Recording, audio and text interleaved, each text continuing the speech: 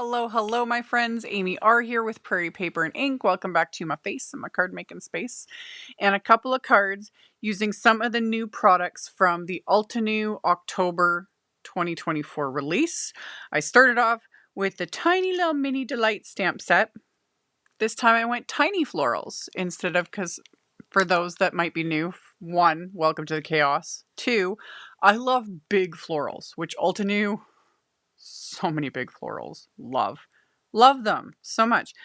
But sometimes tiny is great. I need to use more of their little mini delight sets. They are just, again, they're just little.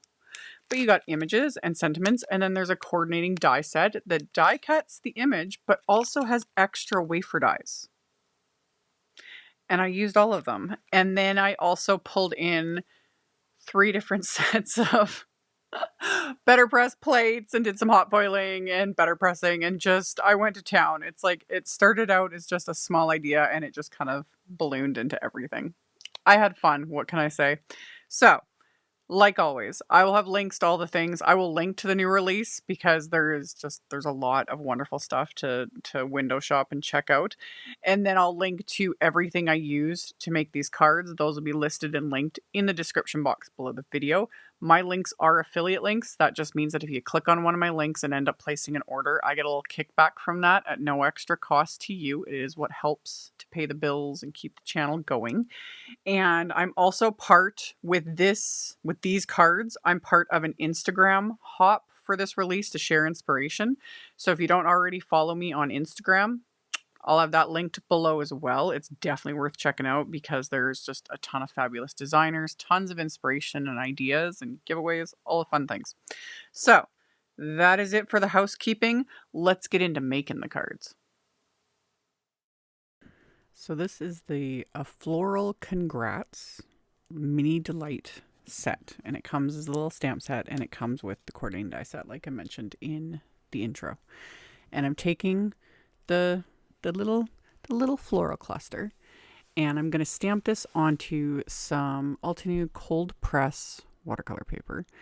And I do have the smoother side of this watercolor paper facing up. I get asked that a lot. I generally, when I'm using watercolor paper, if you take a sheet of it, especially cold press, and it can vary across brands, but usually if you take a look at it and then you look at both sides, one side generally is smoother than the other. And because most of us are stampers, I usually go for the smoother side if I'm going to stamp on it. It just makes life a little easier. But that said, that's the beauty of having stamp tools, like the Stampwheel or the Minty, being able to re-stamp things if it's a little more textured, which even, the smoother side of this, it's still got a bit of texture to it.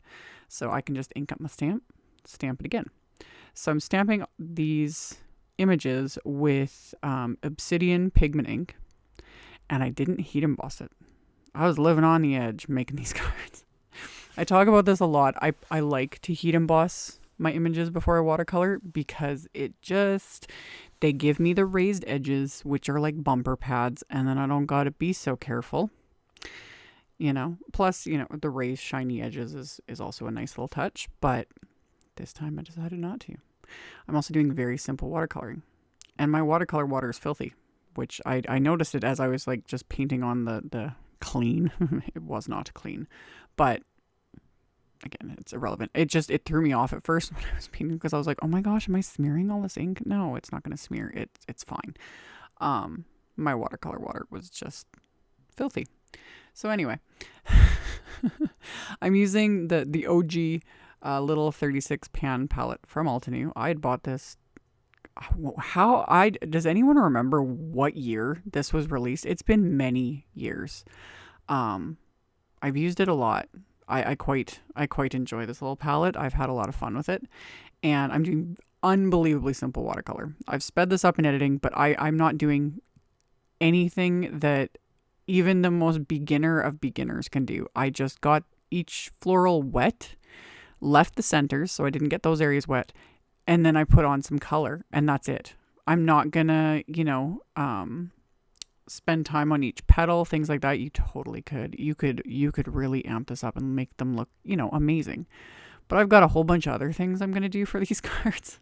So I kept the watercoloring very simple. Just 2 colors. Just kind of a blush color. That's one thing I don't think I ever did back in the day, was like label the specific colors. Getting better about those sorts of things to kind of keep track. It's been fun now that I'm getting more and more like Altenew products, you have cardstocks and inks and everything else. And I was like, wait a minute, these colors match. That's fun. Again, welcome to my brain space, you guys. I'm so all over the place. Anyway, the only thing I had to make sure of with those florals was I let everything dry, like I sped it up with a heat tool before I did the centers, just so that nothing bled into anything else because they weren't heat embossed. And then I die cut them. There's a coordinating little wafer die in the die set. And then there's dies that do all these little florals and leaves as well, which I was like, oh, these are fun. Those foiled leaves we will get to a little later in the video. But the die cut is from this little die set. But how I got them all foiled, I'll show that. So I used 4 shades of cardstock, which I had shown on screen and now have to pull in front of me to remember the specific names again. Okay. I used Cosmic Berry, which is what I'm like using right here for my florals. I also used Blush for the lighter pink, Warm Sunshine for the centers, and then Minty Mint. I don't know why I love that name. For the little like sprigs. So did all my die cutting, assembled the little florals, and then set everything aside. Now we're getting into some hot foiling. In this release were 3 different Better Press compatible plate sets. This first one is called One Go Solid Sentiment Strips, and it's called One Go because it's one plate and you get all these sentiments, and then there is a coordinating wafer die available. This one though, you could technically like trim it out yourself if you wanted, but coordinating wafer die is perfection. So I had put the plate face up on my Glimmer hot foil machine, and then, you know, let it all heat up, press the timer, all the things. And then I used, for this first run, I used Altenew's Ivory Black Mirror hot foil roll. And I'd put the pretty side of the foil touching the plate, and then some white cardstock, ran it through my Platinum 6 machine, as you can see, because the Glimmer adds the heat, the die cut machine adds the pressure. And then with ones like this, where there is a lot of, not just wording, but when there's like smaller areas or it's very detailed, sometimes when you peel the release foil, you know, the foil away, it won't look right. Like, you know, the words looked a little jumbled, things like that. You just take a fluffy brush, like I showed. That one was a tonic surface sweep. And I just brushed it over the cardstock, and that removes the little bits of foil that were kind of caught in the wording, and it was perfection. So I did it a second time. This time I used Emerald Green Mirror hot foil. Same process. I had the plate face, you know, pretty side up, foil, pretty side touching the plate, cardstock, ran it through, and then I'll give it another brush with my big fluffy brush to remove any little bits that get they just kind of cling, you know, because sometimes it's just narrow little areas. And the thing I love a lot about Better Press plates specifically, like ones that are made for the Better Press, is they foil so well. Like, I love my Better Press. I love the letterpress look, but I also just, I don't know what it is about these, why they work so well, but I'm saying that, but remember that Glimmer hot foil plates will not work in your Better Press, just as a reminder. But yeah, you can use the Better Press with hot foil. I'm also going to like use them as an actual just press plate, but I was having fun. Every time I pull out my, you know, Glimmer machine, it's hard to stop. So I had foiled those 2 sets of sentiments, and then I used this square. Honestly, any like large solid plate will work. There's tons of them. But I used the large square from the Geometric Essentials Squares press plate. And same thing, face up, although with this one it's kind of just is. I don't think it really matters. It's a square. But I used it with that emerald green hot foil. Same process, pretty side of the foil, touching the plate, white cardstock. This time I was actually using hammer mill cardstock to do my foiling. Most of the time I use Simon's 120 pound smooth white. It just works. The hammer mill is one of the preferred ones for hot foiling, but honestly, I rarely reach for it. And then today, for whatever reason, I was like, why not? Why not? You know? And yeah, ran this through. I was being very careful. I run it when I'm hot foiling, I go very, very slow through my machine, you know, very slow, let that heat and the pressure do its thing. Technically, you're not supposed to run them back and forth like I've been doing. Sometimes I honestly do that because I don't have clearance around the back of my machine that you can't see off camera. But I have so much stuff piled on my desk that it's like, you got to reverse it. So anyway, all those hot foil, I will come back to all those little experiments that turned out wonderfully. I'll come back to that. Everything was working good. So then I've got what will be my card front. So that now I'm foiling onto Simon's Smooth White 120 pound cardstock because that's generally like my go-to for card fronts and bases and things like that. And I'm using this like dotty style plate. This one is from the Circle, like the Geometric Essentials Circles plate set. And I created a little hinge with some satin tape. So I've got it kind of in the right place. It doesn't need to be like perfectly straight, but I had kind of an idea of the layout I wanted to go with. And I'm using that emerald green foil. And then heated everything up, inserted the foil, pretty side of the foil, touching the plate, closed my little hinge with the tape, ran it through the machine. And then gently removed this. The tape just releases really nicely from the cardstock. Just being careful because those plates are hot. And then remove my foil. And I've got a pattern. And it's hard to like phrase. When it comes to geometric patterns, like when I first saw these two sets, I kind of was like, I almost passed them over. But then I reminded myself, because I've talked about this a lot in videos, how much I love like geometric backgrounds, geometric shapes, because you can use them with anything. And I'm very glad I didn't pass up on these because I was like, oh, I was having fun. I was having fun. So now I pulled out my Better Press, and I know this video is probably driving some people absolutely insane because it's like, goodness, how many machines do you need to make a card? For me, all of them. I'm being sarcastic. You don't need all the things. You know, I got these myself. None of these were sent to me. I purchased the Better Press. I purchased the Glimmer hot foil machine. I purchased all my dad cut machine. Like, you know, all the things. I purchased them myself. You know, sometimes I sit back and wait a bit. Other times I'm just like all over it. You know, Glimmer, I waited a bit. Better Press, I hesitated, but I was on it. For me personally, I don't have any regrets because both of these I love to do, but that is the beauty of card making, is we have so many options and you don't need all the things. Okay, stepping off my soapbox now. So, using my Better Press, I will link at the end of the video to my little Better Press like playlist videos I've done using it.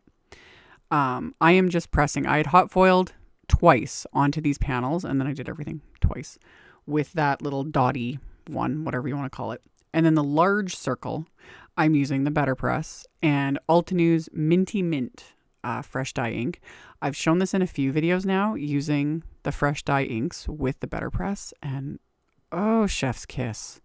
They work so well. They work so well. It makes me happy. With this one, and this, because this is a big, just solid plate, what I found, and specifically Altenew fresh dye inks, because if you're familiar with those inks, some of them can be very juicy. I found that like tapping it, you know, doing the little twist and tap first just to get the ink down, and then I would very lightly tap it to kind of even it out so I didn't have big splotchy bits, and then I ran it through, and love it. It'll soften and dry back a bit, that ink, so it'll be even softer when it's done. So, and we'll revisit that in a minute. So this is how I got those foiled leaves.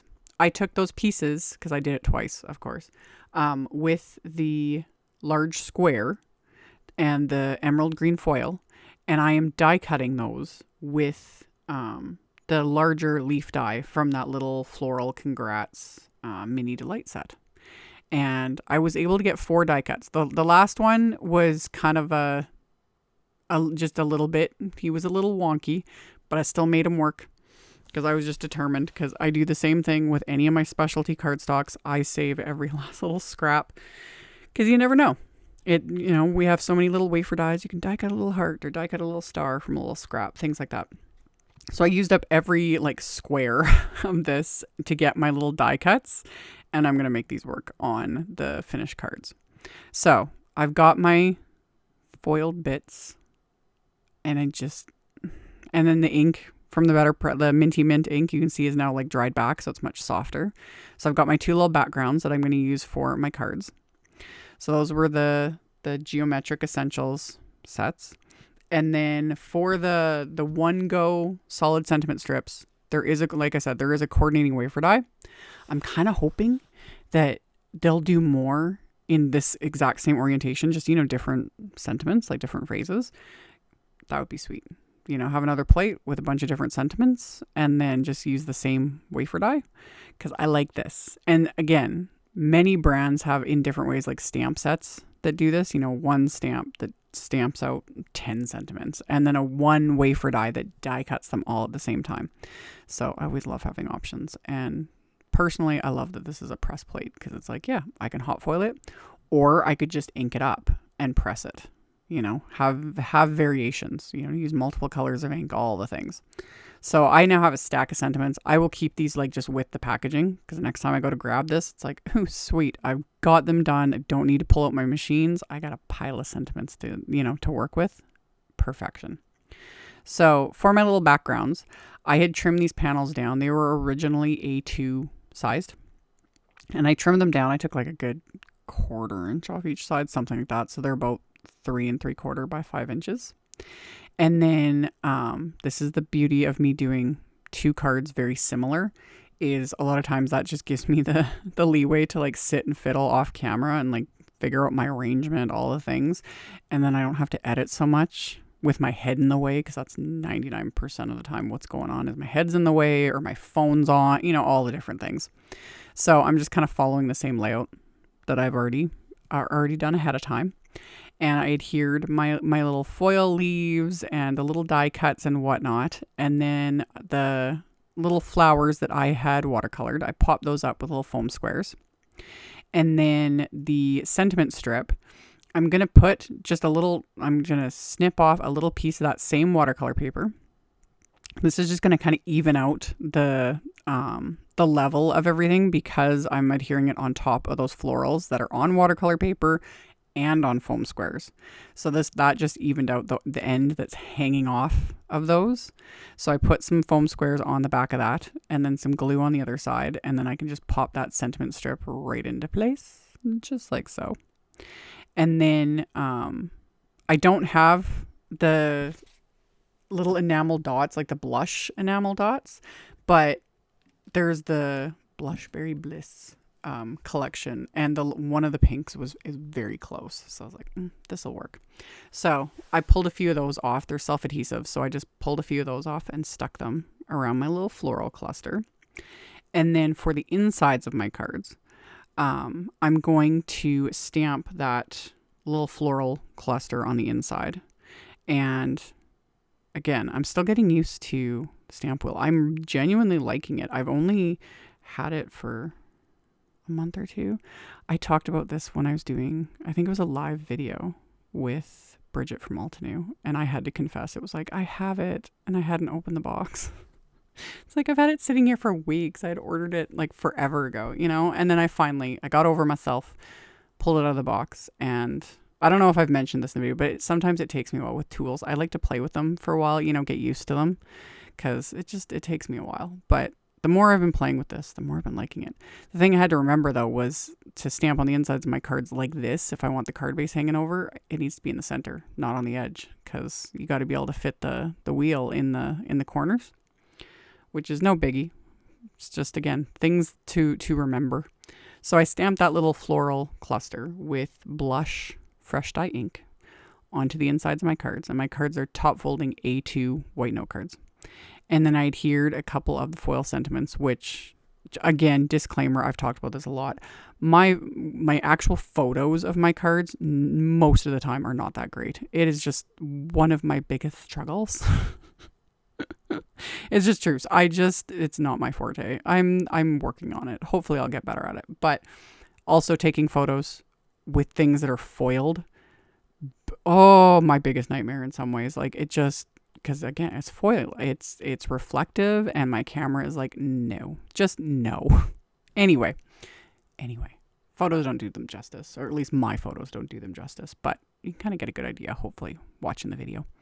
And my final embellishment was just adding those last little die cut flowers because they were left over and it was really bothering me. So I was like, I'm going to tuck them in, just glued them under the sentiment, and we're good to go.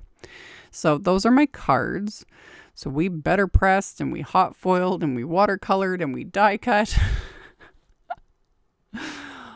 for a little mini set that, you know, it's just small and unassuming. I just ended up pulling out pretty much everything but the kitchen sink, as I tend to do. The only thing I didn't do was splatter, and trust me, I thought about it many times. And then I just decided against it, but don't be surprised if it happens next time. Anyway, I hope you guys enjoyed. Thanks for hanging out with me today. As always, the links to everything will be down below. Comment, thumbs up, it helps a ton and I appreciate it. And I'll see you all very soon in the next one. Bye. Thank you so much to my amazing Patreon supporters. For anyone that might be interested in joining my Patreon community and supporting me, the link to my Patreon is in the description box below the video. For everyone else, as always, thank you all so much for taking the time to watch my videos, for thumbs upping, commenting, subscribe if you haven't, I'd love to have you. And here's a couple other videos for you to check out in case you missed them. Bye!